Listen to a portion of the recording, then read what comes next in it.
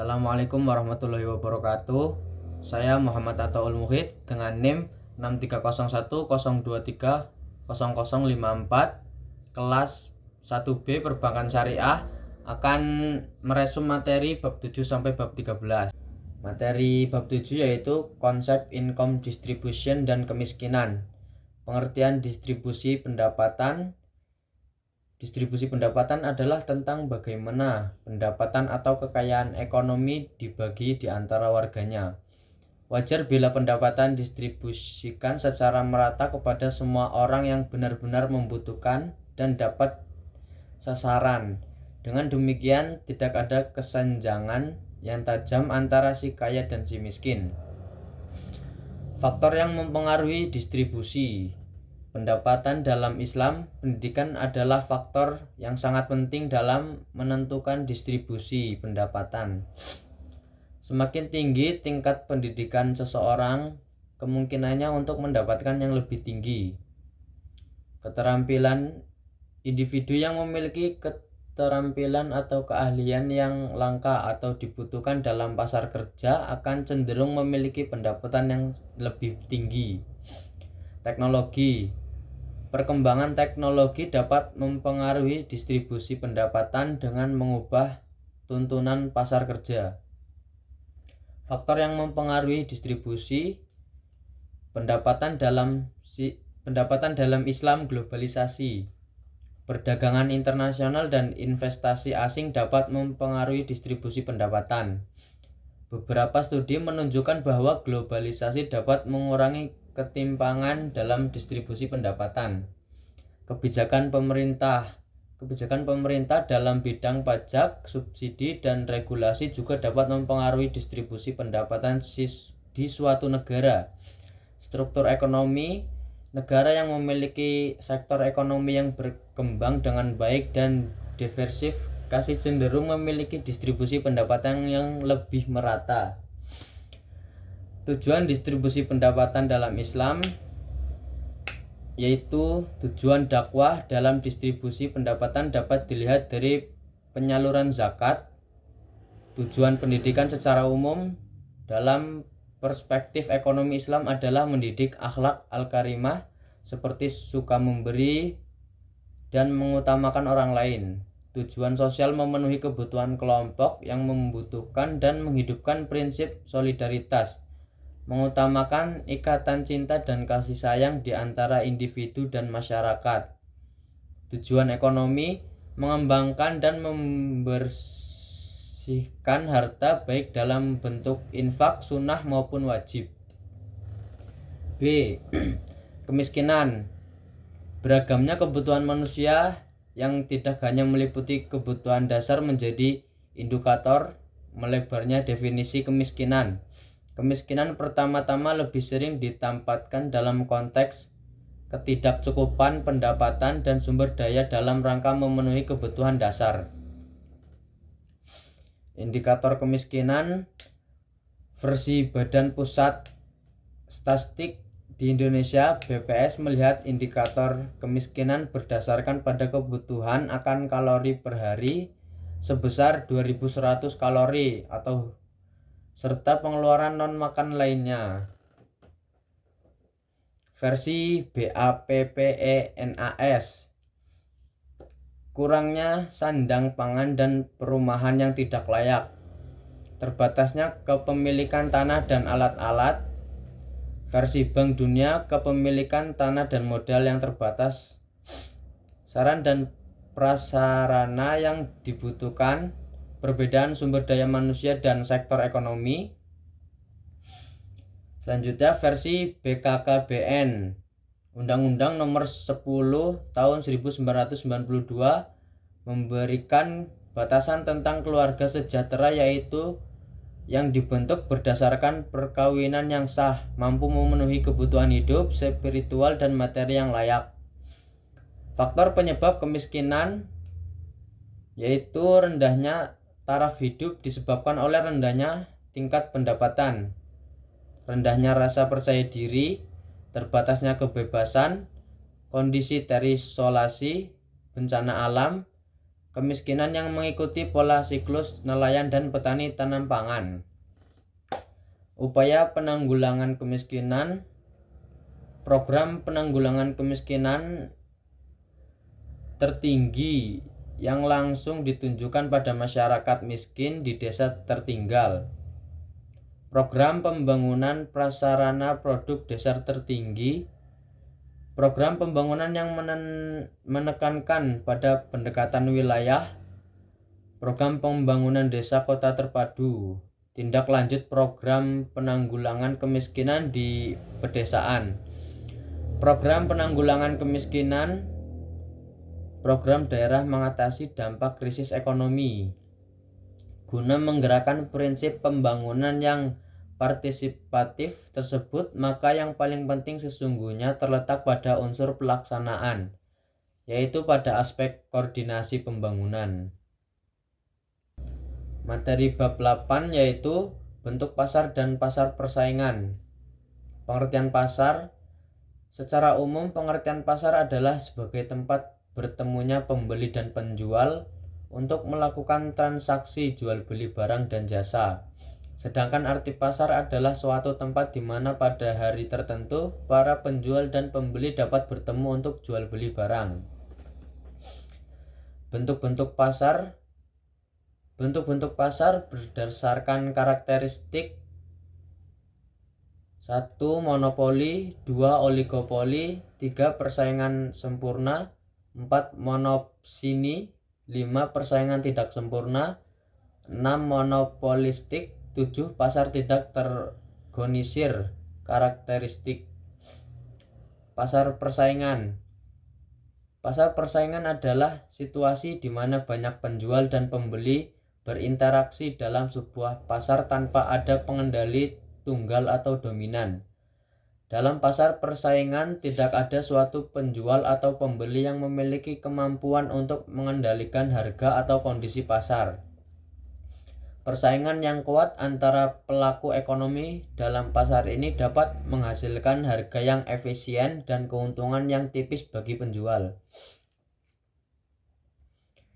Ciri-ciri pasar persaingan yaitu terdapat banyak penjual dan pembeli, dan masing-masing penjual hanya merupakan bagian kecil dari pasar secara keseluruhan.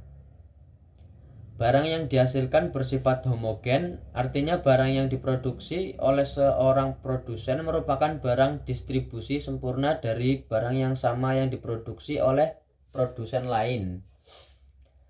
Adanya kebebasan keluar masuk industri, baik bagi konsumen maupun bagi produsen.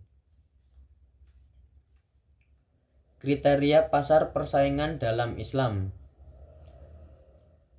Orang-orang harus bebas untuk masuk dan keluar pasar. Tingkat informasi yang cukup mengenai kekuatan pasar dan barang-barang dengan adalah perlu. Unsur-unsur monopolistik harus dilenyapkan dari pasar sehingga segala bentuk kolusi antara kelompok para penjual dan pembeli tidak diperbolehkan.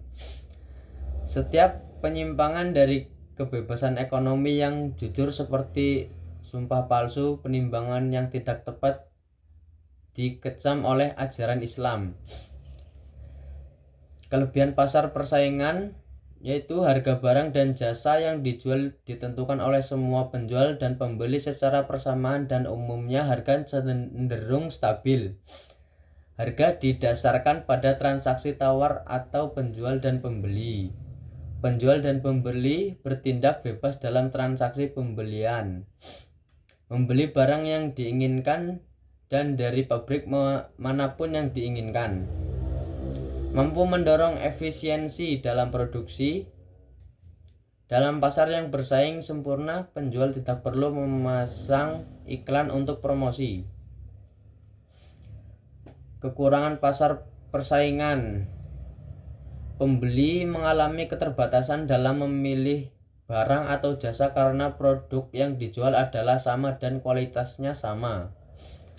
Pekerja cenderung menerima upah atau gaji rendah. Ada ketidakseimbangan dalam distribusi pendapatan di masing-masing produsen yang mengakibatkan konflik keadilan. Materi bab 9 yaitu produk nasional dan pendapatan nasional. Pengertian produk nasional dan pendapatan nasional. Produk nasional nilai total barang dan jasa yang dihasil seluruh unit usaha di dalam batas wilayah ekonomi suatu negara dalam jangka tertentu. Pendapatan nasional nilai total pendapatan yang diterima oleh seluruh warga negara di dalam periode waktu tertentu dari sumber ekonomi apapun, baik di dalam maupun di luar negara. Produk nasional bruto. Produk nasional bruto disingkat PNB adalah total nilai pasar semua produk dan jasa yang dihasilkan dalam suatu tahun dengan tenaga kerja dan properti yang disediakan oleh semua penduduk atau warga negara dimanapun lokasi produksinya. Dengan demikian, produk nasional bruto akan memperhitungkan jumlah seluruh output warga negara dimanapun berada, termasuk yang bekerja di luar negeri. Produk domestik bruto. Produk domestik bruto diartikan sebagai nilai keseluruhan sembarang dan jasa yang diproduk di dalam wilayah tersebut dalam jangka waktu tertentu. PDB berbeda dari produk nasional bruto karena memasukkan pendapatan faktor produksi dari luar negeri yang bekerja di negara tersebut, sehingga PDB menghitung total produksi dari suatu negara tanpa memperhitungkan produksi itu dilakukan dengan memakai faktor produksi dalam negeri atau tidak. Sebaliknya, PNB memperhatikan asal-usul faktor produksi yang digunakan. B. Pendapatan nasional. Komponen pendapatan nasional yang pertama yaitu gaji dan upah pendapat yang diperoleh dari pekerja sebagai imbalan atas jasa yang diberikan atau kerja yang dilakukan.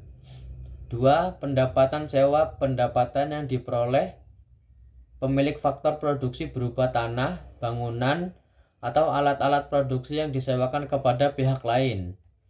3. Pendapatan bunga pendapatan yang diperoleh dari kepemilikan modal yang dipinjam kepada pihak lain.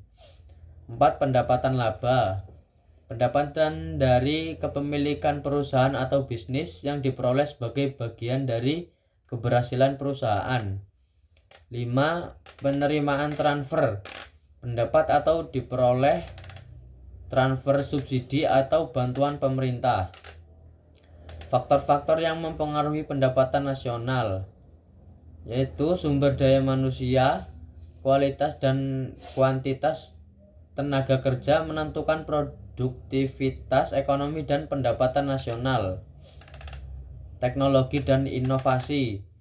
Penerapan teknologi dan inovasi yang tepat dapat menghasilkan efisiensi dan peningkatan produk penerimaan transfer pendapatan yang diperoleh dari transfer, subsidi atau bantuan pemerintah produktivitas.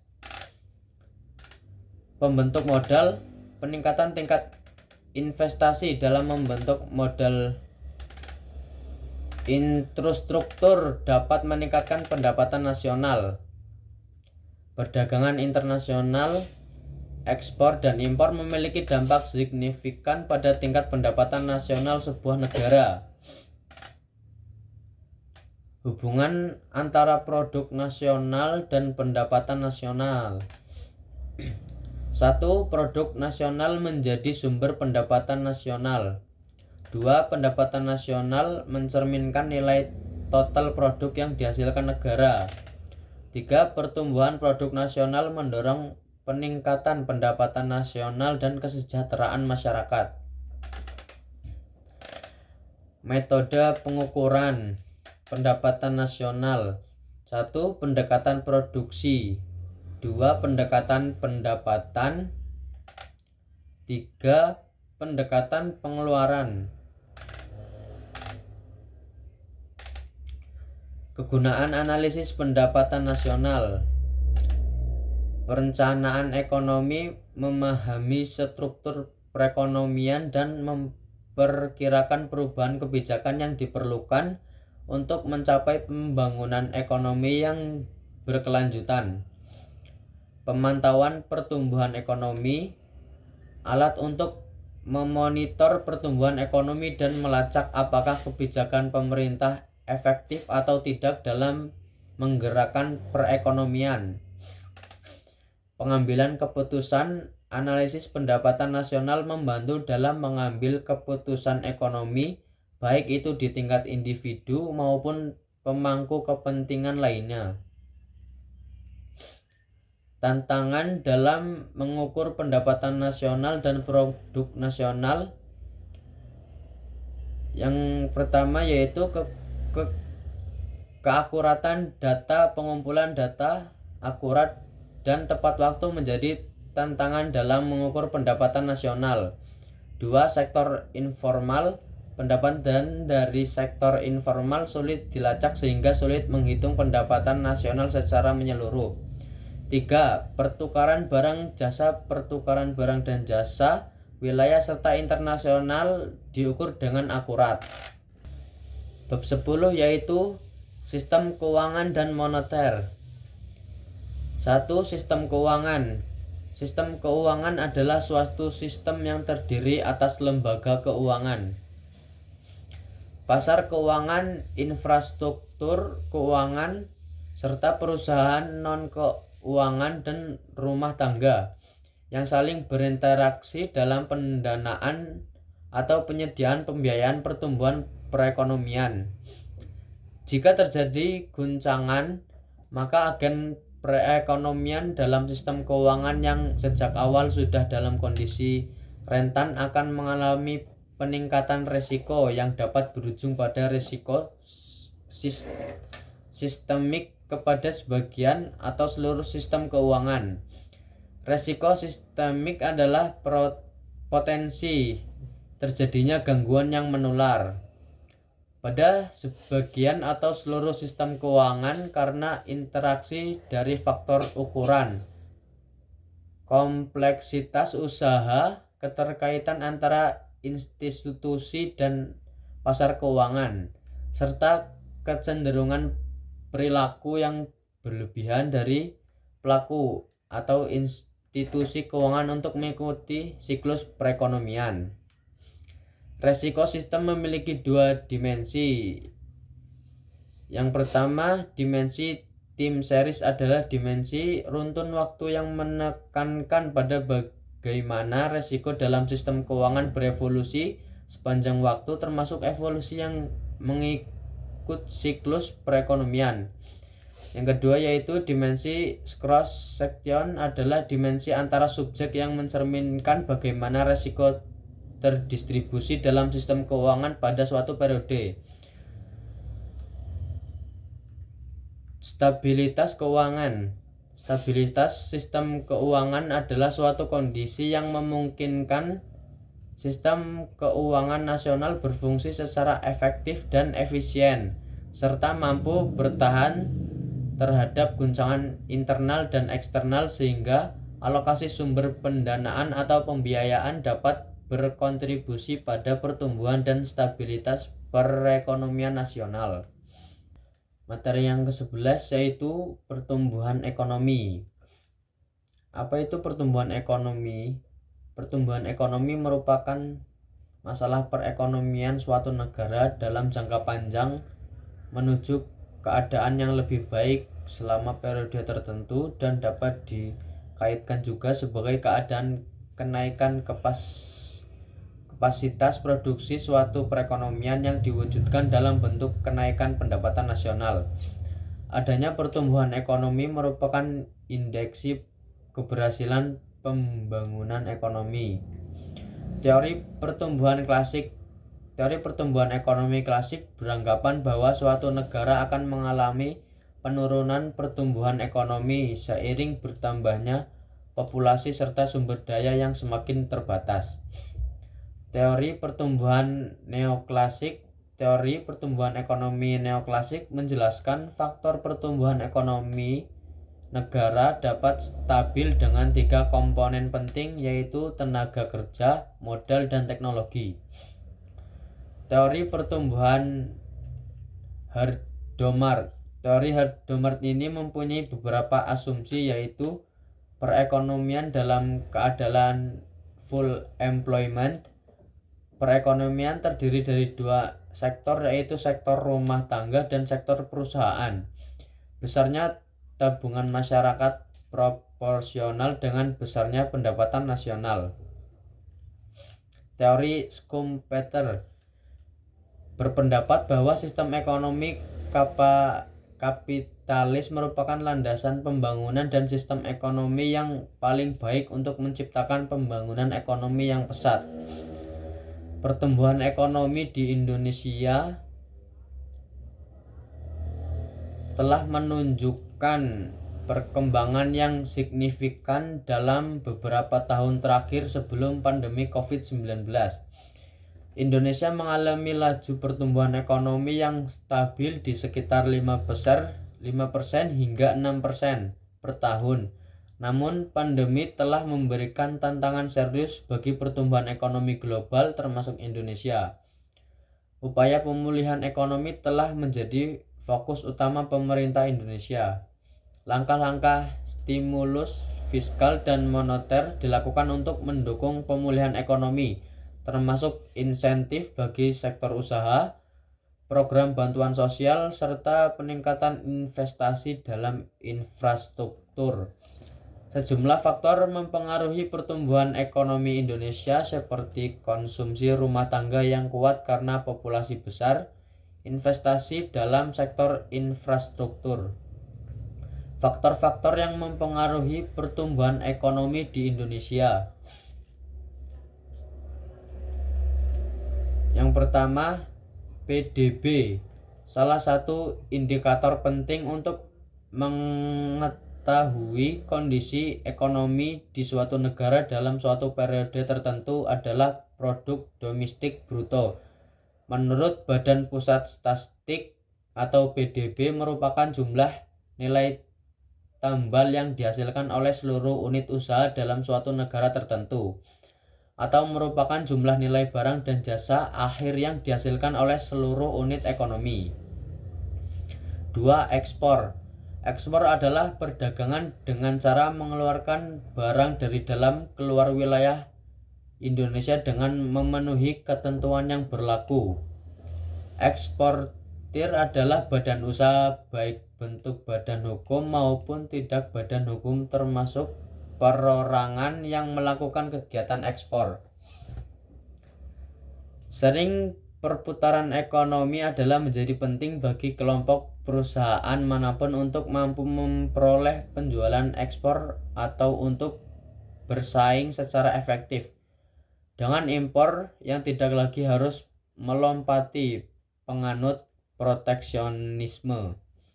3. Pajak. Pajak adalah iuran masyarakat kepada negara yang dipaksakan yang terutang oleh yang wajib membayarnya menurut peraturan umum dengan tidak mendapat prestasi kembali yang langsung dapat ditunjuk dan yang gunanya adalah untuk membiayai pengeluaran umum berhubung tugas negara untuk menyelenggarakan pemerintahan. 4. Nilai tukar. Dalam ilmu ekonomi, nilai tukar mata uang suatu negara dapat dibedakan menjadi dua, yaitu nilai tukar nominal dan nilai tukar real. Nilai tukar nominal adalah nilai yang digunakan seseorang saat menukar mata uang dengan mudah atau uang negara lain. Contohnya nilai tukar rupiah terhadap dolar US, nilai tukar rupiah terhadap yen, nilai tukar rupiah terhadap euro, dan lain-lain. Nilai tukar real. Nilai tukar real merupakan negara relatif dari barang-barang di antara dua negara. Nilai tukar real menyatakan tingkat di mana pelaku ekonomi dapat memperdagangkan barang-barang dari suatu negara untuk barang-barang dari negara lain. Pertumbuhan ekonomi umumnya suatu negara. Banyak negara berkembang di dunia ini yang sudah berhasil menunjukkan pertumbuhan ekonomi di negara itu sendiri. Tetapi permasalahan dalam negara itu sendiri pun masih banyak yang belum terselesaikan, seperti contohnya pengangguran, tingkat kelahiran yang sangat tinggi, minimalnya tenaga ahli, dan susahnya mendapatkan tempat untuk bekerja. Manfaat pertumbuhan ekonomi yang pertama yaitu laju pertumbuhannya untuk mengukur kemajuan ekonomi sebagai hasil pembangunan nasional. 2. Sebagai dasar pembuatan proyeksi atau perkiraan penerimaan negara untuk merencanakan pembangunan nasional atau sektoral dan regional. Selanjutnya yaitu bab yang ke-12, perdagangan internasional. Apa itu perdagangan internasional? Perdagangan internasional adalah proses tukar-menukar yang didasarkan kehendak sukarela dari masing-masing negara, dan ini juga melibatkan sektor penjualan barang ke luar negeri dan impor pembelian barang dari luar negeri. Perdagangan juga merupakan kegiatan ekonomi yang sangat penting saat ini, maka tidak ada negara-negara di dunia yang tidak terlibat di dalam perdagangan, baik perdagangan antara regional, antara kawasan, ataupun antar negara. B. Teori-teori perdagangan internasional. 1. Teori klasik. 2. Teori modern.